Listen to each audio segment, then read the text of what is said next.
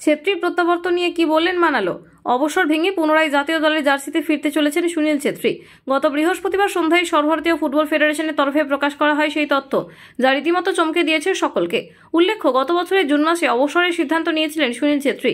সেবার সল্টলেকের যুবভারতী ক্রীড়াঙ্গনে শক্তিশালী কুয়েতের সঙ্গে গোল শূন্যভাবে ম্যাচ শেষ করার পর আন্তর্জাতিক ফুটবলকে বিদায় জানিয়েছিলেন বিশ্ব ফুটবলের অতি পরিচিত এই মুখ।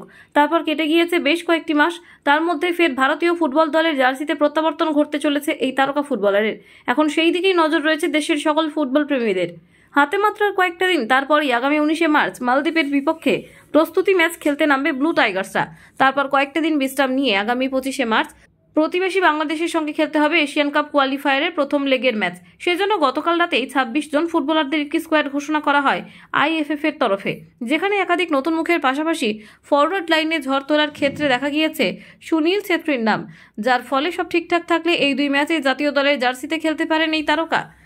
তার ফিরে আসা নিঃসন্দেহে বাড়তি অক্সিজেন যুক্ত করতে চলেছে ভারতীয় দলকে।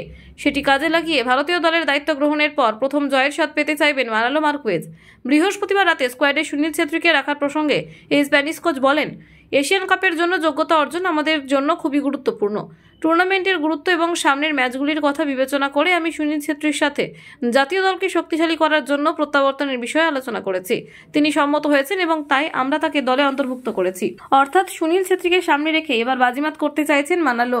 বলাই বাহুল্য, গত ইন্টারকন্টিনেন্টাল কাপ থেকে ভারতীয় ফুটবল দলের দায়িত্ব সামাল দিয়ে আসছেন মার্কুয়েজ।